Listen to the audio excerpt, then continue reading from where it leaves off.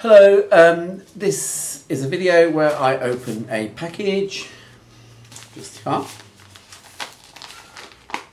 I'm opening it the right end, as the actress said to the bishop.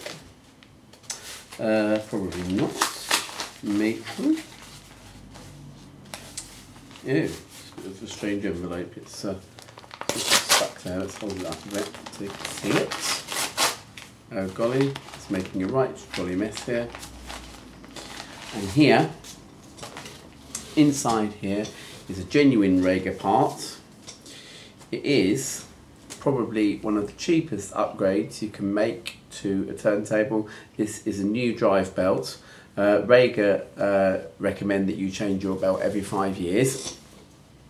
The white belt, as is here, is an upgrade over the basic one that they give you to get started. I'm not really sure exactly what the difference is, but it says it's suitable for all Rager turntables except the original Rager Planet turntable, which was from about 1973. So I'm hoping that that'll make a difference. I'll show me fitting it in a second. Just to quickly have a word about some of the drive systems that are currently available or commonly available. To start out with, we talk about the idler wheel drive. Now my GL75 was an idler wheel. It was very common in the early 60s, late 50s. Went on right up until the 70s where they kind of lost popularity. It was basically a series of cogs inside which drove a rubber wheel, and the rubber wheel was coupled to the inside of the turntable platter, so the cogs turned, and as the cogs turned then the wheel turned, and that moved the turntable around. The thing was that because it was like a rubber wheel, like a tyre, it could get uneven in places as it was as the turntable had more usage, and you could get like what was called like a flat on the wheel, where you had a lot more wear in one place than in another, and that could lead to uneven speeds, and also they were susceptible to turntable rumble.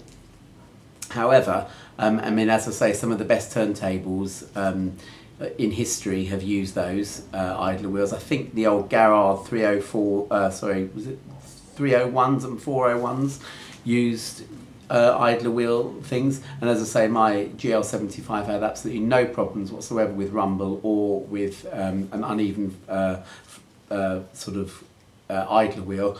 So yeah, I mean it can work very well. The other type of drive system that's not quite so common, at least not in modern day affordable turntables, is the direct drive, where the motor directly drives the turntable round. Its common benefit is absolutely amazing speed stability, which makes it great for DJ turntables and that sort of thing, and the Technics SL200 series, SL1200 series, beg your pardon, use those, but they tended to lack a little bit of emotion, even though they're great danceable turntables, but the emotion wasn't quite as apparent there as with other turntables. And finally then you have the belt drive. Now you'll see the innards of my turntable in a second, because I'll fit this. But basically what you have is the motor, a couple of gears on the motor, and it's sort of like ridged like a sort of funny sort of cone shape. I'm drawing it there to absolutely no effect whatsoever, and that is coupled to like a smaller turntable in the centre, where the spindle of the turntable sort of comes up, and then the proper turntable itself fits over that, and it's coupled by a belt. Now there are other ways of doing it. There are some turntables where the motor is in a corner, and you fit the belt over it, and then the whole belt fits around the whole of the proper main turntable rim. And some belt drive turntables also have maybe 2 or 3 more belts attached to it, which is said to compensate. If one belt is not pulling at exactly the right speed, then another one will sort of compensate for it, and you'll get better speed stability. The drawback with belt drives is basically that they're not quite as speed stable as the direct drives. But anyway, we'll go over now and we'll have a look at me fitting this belt. Okay. Some people would recommend, by the way, that you sort of wash your hands or use gloves or something to change every time you want to change the belt over, which with a Riga turntable is a bit impractical, especially if you want to sort of change the speed of the deck, because you have to lift the turntable up and, as I say, adjust the belt on this sort of small gear system, which is a bit of a pain in the neck. You can get a power supply, by the way, for Riga turntables, at least from the P3 upwards, and that does away with the need to change the speed manually. You can just press a button to do it.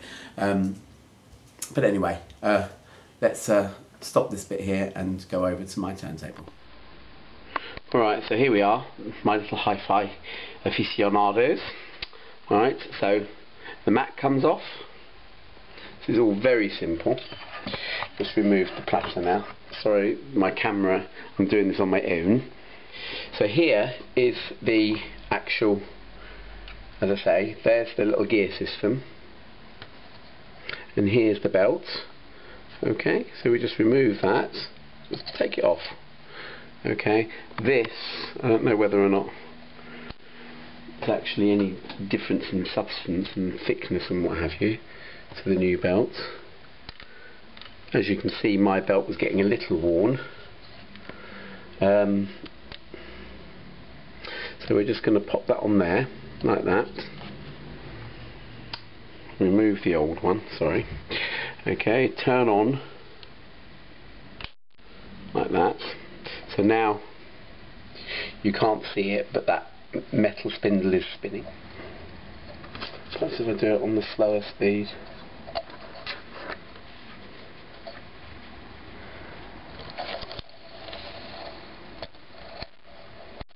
That was perfect.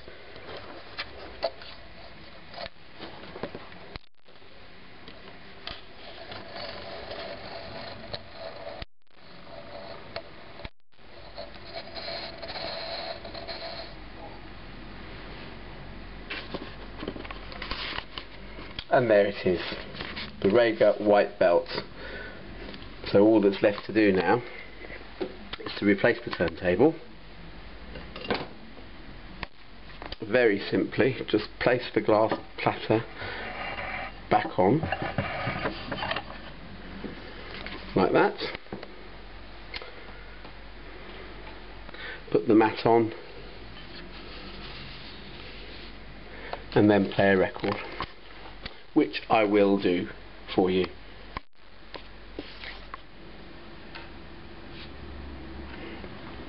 Right, this is a crappy record from my youth, as it were. I found it in a charity shop the other day. It's Joe Dolce and Shaddup You Face. Hello, I'm Giuseppe. I got something special for you. Ready? Uno, due, tre, quattro. When I was a boy, just about the 8th grade, Mama used to say, don't stay out late with the bad boys. Always shoot the pool. Giuseppe going to flunk a school. Boy, it make me sick, all the thing I gotta do.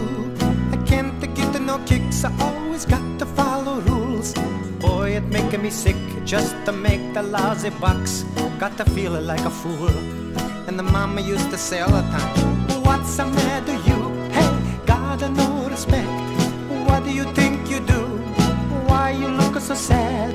It's not so bad, it's a nicer place. Ah, shut up your face. That's my mom, I can remember. Big accordion solo. Play that thing. Really nice, really nice. But soon there come a day, gonna Then they make a TV shows and the movies. Get myself a new car, but still I be myself. I don't want it to change a thing. Still a dance and a sing. I think about the mama, she used to say, what's the matter you? Hey, got no respect. What do you think you do? Why you look so sad? It's not so bad. It's a nicer place. Shut up you face. Mama, she said it all of the time. What's the matter you? Hey, got no respect. What do you think you do? Why you look so sad? It's not so bad. It's a nicer place. Shut up your face. That's my mom. Hello everybody. That's out there on the radio and the TV land. Did you know I had the big hit the song in Italy with this? Shut up your face. I sing this song, all of my fans applaud, they clap their hands. But they're making me feel so good. You ought to learn this song, it's real simple. See, I sing, what's the matter you? You sing, hey! Then I sing the rest. And then at the end, we can all sing, shut up your face. Okay, let's try it, really. Uno, due, tre, quattro. What's the matter you? Hey! Got no respect. Hey! What do you think you do? Hey! Why you look so sad? Hey! It's not so bad. Hey! It's a nicer place. Shut up your face. That's great. We're gonna do the better this time. I bet. Hey, what's the matter you? Hey! Got no respect. Hey! What do you think you do? Hey! Why you look so sad? Hey! It's not so bad. Hey! It's a nicer place. Shut up your face. Okay, one time for mama, everybody. What's the matter you? Hey! Got no respect. Hey! What do you think you do? Hey! Why you look so sad? Hey! It's not so bad. Hey! It's a nicer place. Shut up your face.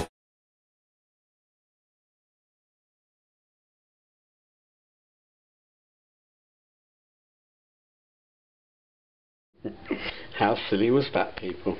My gosh, I must be getting chilled out in my old age.